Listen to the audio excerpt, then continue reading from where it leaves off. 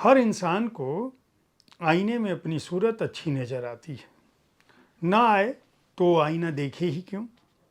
इसमें आईने का इतना कसूर नहीं जितना देखने वाले का। दरअसल हर इंसान आईना देखते वक्त अपने अंदर से एक दूसरा आईना निकालकर उसे पहले आईने में छुपाकर रख देता है और उसमें अपनी सूरत को देखता है। फिर एकाएक दुनिया बदल जाती है। बच्चा जवान हो जाता है, बदसूरत औरत हसीन हो जाती है, कातिल फरिश्ता बन जाता है। मैं अंदर के आईने को तोड़ देने के हक में नहीं हूँ। यह बात तो कही थी कृष्णचंद्र ने, लेकिन कृष्णचंद्र की इस बात का उल्लेख अभी क्यों। नमस्कार, आप देख रहे हैं साहित्य तक के बुक कैफे का एक दिन एक किताब कार्यक्रम। मैं हूं जयप्रकाश पांडे और आज मैं जिस पुस्तक के साथ उपस्थित हूं उसका नाम है कुछ उनकी यादें, कुछ उनसे बातें। ये जो यादें और बातें हैं ये उर्दू के अजीम अफसाना निगारों की दुनिया पर आधारित है। उर्दू से इनका हिंदी लिप्यंतरण और संपादन, यानी उर्दू से इनका हिंदी अनुवाद और संपादन जाहिद खान ने किया है। जाहिद खान भारतीय साहित्य में जो प्रगतिशील आंदोलन है उस पर विस्तृत रूप में सघन उन्होंने काम किया है और उस आंदोलन से जुड़ी शख्सियतों पे उनके काम की फहरिस्त बहुत लंबी चौड़ी है, जिस पर बहुत सारी किताबें भी आ चुकी हैं, जिनमें तरक्की पसंद तहरीक के हमसफ़र, तरक्की पसंद तहरीक के रहगुजर, आधी आबादी अधूरा सफ़र, शैलेंद्र हर जोर जुल्म के टक्कर में, ये संपादित किया था उन्होंने।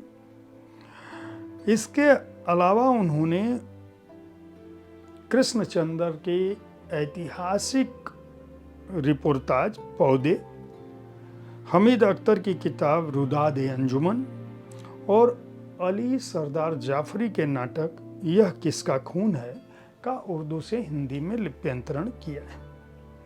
लगातार लिखते रहे हैं। उनके लेखों में, उनके विचारों में मनुष्यता और मानवीयता झलकती रहती है। कुछ उनकी यादें, कुछ उनकी बातें में उन्होंने उर्दू की दुनिया को समृद्ध करने वाले उन आधुनिक रचनाकारों के साक्षात्कारों, उन पर आधारित लेखों और उनके बारे में कही गई बातों को एक जगह रखने की कोशिश की है। उनका कहना है कि दरअसल उर्दू में जब अफसानों की बात होती है तो सादत हसन मंटो, कृष्णचंद्र, राजेंद्र सिंह बेदी, इस्मत चुगताई और ख्वाजा अहमद अब्बास का नाम सबसे ऊपर आता है। इनके बिना उर्दू अफसाने का तसव्वुर नहीं कर सकते। और एक बात और भी है कि इन लोगों पर एक जगह पर कोई सामग्री नहीं मिलती है। कई ऐसे रचनाकार हैं जिन पर तो कुछ भी नहीं मिलता है, जैसे सादत हसन मंटो का कोई इंटरव्यू, साक्षात्कार बहुत ढूंढने के बाद भी जाहिद खान को नहीं मिला। उनका कहना था कि उर्दू के इन अजीम अफसाना निगारों ने, जिनमें कृष्ण, बेदी, मंटो, इस्मत और अब्बास हैं, इन्होंने कितना कुछ लिखा, कितना कुछ सृजित किया। इसे जो लोग प्रगतिशील आंदोलन या उर्दू साहित्य को देख रहे होंगे, समझ रहे होंगे, हिंदुस्तानी को समझ रहे होंगे, उसकी अदब की दुनिया को जानते होंगे, अफसानों की दुनिया को जानते होंगे, उनको पता होगा कि ये लोग क्या कुछ लिख रहे हैं। लेकिन इन लोगों पर साक्षात्कार क्यों तलाश रहे थे जाहिद खान? इसलिए क्योंकि इनका मानना था कि इनकी ज़िंदगी के बारे में अगर खुद इन लोगों से बात की जाए या इनके समकालीनों से बात की जाए तो चूंकि इनमें से कोई मौजूद नहीं, इनको तो देखा नहीं जा सकता, तो जो पुरानी सामग्री है, जो बड़े लोगों ने कभी अर्जित की थी, सृजित की थी, संकलित की थी, या जिन्हें प्रकाशित किया था उनको उनके पीछे ये पड़े और तमाम कोशिशों के बावजूद इन्हें मंटो का कोई चित्र मतलब रेखा चित्र मतलब साक्षात्कार का चित्र शब्द चित्र नहीं मिला। उसकी वजह इनका ये है कि महज 43 वर्षों की उम्र में 1955 में मंटो हमसे जुदा हो गए थे। बाकी लोगों की रचनाएं इनको मिली हैं और इस पुस्तक की सबसे बड़ी खासियत ये है कि ये बड़े बड़े लोगों ने बड़े लोगों का साक्षात्कार किया। यानी जब बड़े लोग किसी दूसरे अपने समकक्ष समकालीन वरिष्ठ साहित्यकारों से बात करते हैं तो उनकी सोच क्या होती है, किस तरह के सवाल पूछते हैं, क्या जानना चाहते हैं, ये एक बहुत बड़ी बात है जो इस किताब को खास बनाती है। जैसे ख्वाजा अहमद अब्बास का इंटरव्यू कृष्णचंद्र ने लिया था,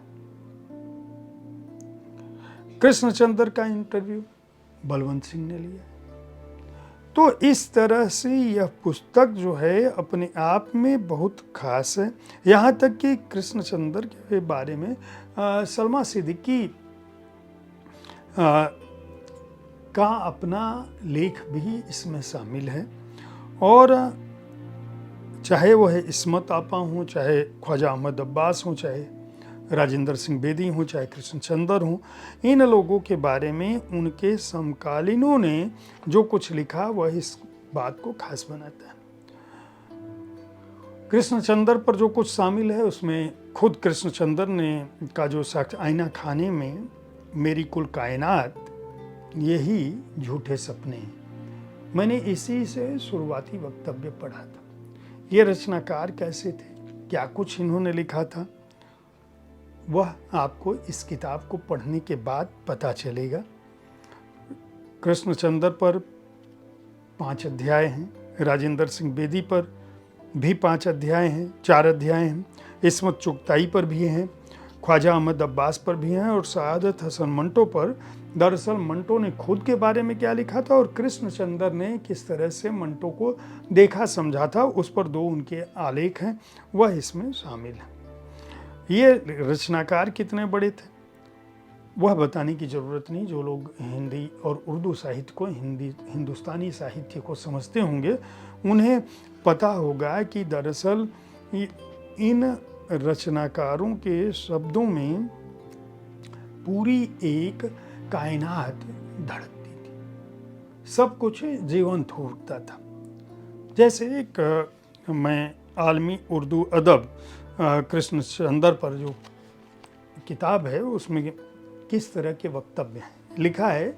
मेरी ज़िंदगी में बहुत सी औरतें आई, हालांकि कायदे से सिर्फ एक आती तो अच्छा होता, मगर ज़िंदगी की तरह मोहब्बत भी एक बहुत पुरपेच अमल यानी पेचीदा कार्यवाही है।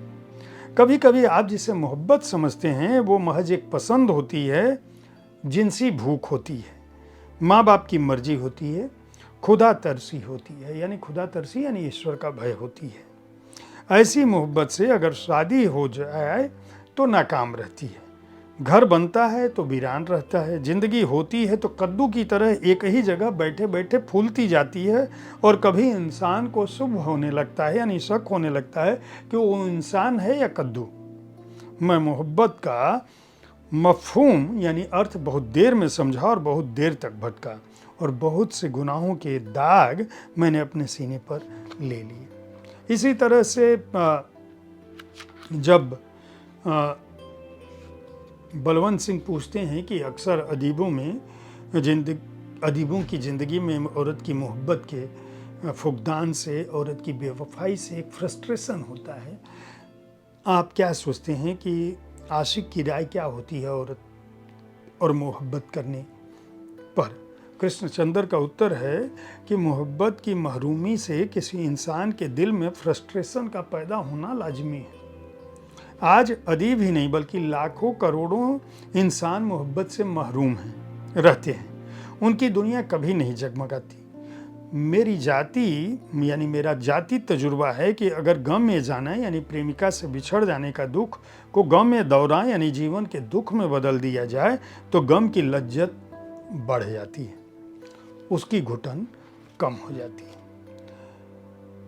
इसी तरह से जब हम आगे बढ़ते हैं दूसरे रचनाकारों के बारे में बात करते हैं तो इस्मत आपा का भी बहुत, इस्मत के अफसाने में बहुत सारी बातें शामिल हैं, जिसमें एक जगह वो कहती हैं कि दुनिया बदल गई है, ख्यालात बदल गए हैं, हम लोग बदजबान हैं और मुहफट, हम दिल दुखता है तो रो देते हैं, सरमायादारी यानी पूंजीवाद, सोशलिज्म और बेकारी ने हमें झुलसा दिया है, हम जो कुछ लिखते हैं दांत पीस पीस कर लिखते हैं, अपने पोशीदा यानी छिपे हुए दुखों, कुचले हुए जज्बातों को जहर बनाकर उगलते हैं। दरअसल जिन साहित्यकारों के बारे में, यानी जिन 5 साहित्यकारों के बारे में यह पुस्तक है, उनकी रचना प्रक्रिया पर, उनके कर्म पर, उनके जीवन पर, उनके विचारों पर, उनकी कुछ कृतियों के अंश के साथ, उनके वक्तव्यों के साथ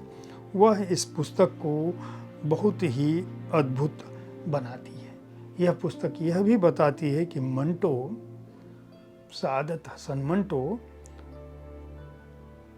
जवाहरलाल नेहरू और इकबाल कश्मीरी पंडित थे।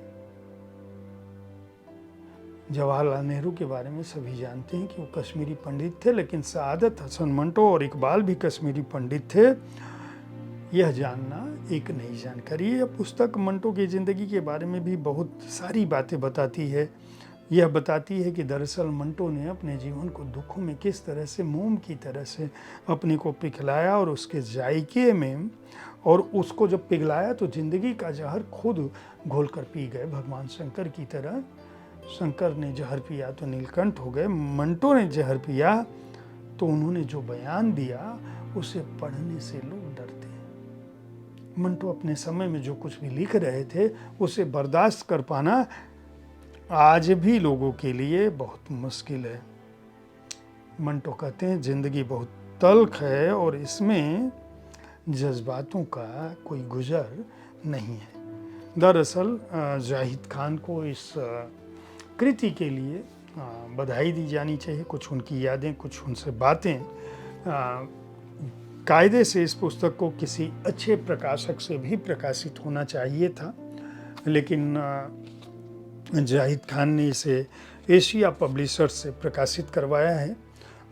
इशरत ग्वालियरी ने इसमें सहयोग किया है। जाहिद खान का संपादन और उर्दू लिप्यंतरण है। 300 रुपये इस कृति का मूल्य है। मैं समझता हूँ कि साहित्य तक में मैं विविध प्रकार की पुस्तकों के साथ इसलिए उपस्थित होता हूँ, विविध विधाओं की पुस्तकों के साथ इसलिए उपस्थित होता हूँ कि आप अपनी पसंद की पुस्तक को चुन सकें, उन पुस्तकों के बारे में जान सकें जो पुस्तकें प्रकाशित हुई हैं, और मेरा प्रयास होता है कि मैं उन पुस्तकों के साथ आपके पास पहुँचूँ जो आपके अध्ययन की रुचि को बढ़ाएं, आपके पढ़ने की जो आकांक्षा है उसको जगाएं।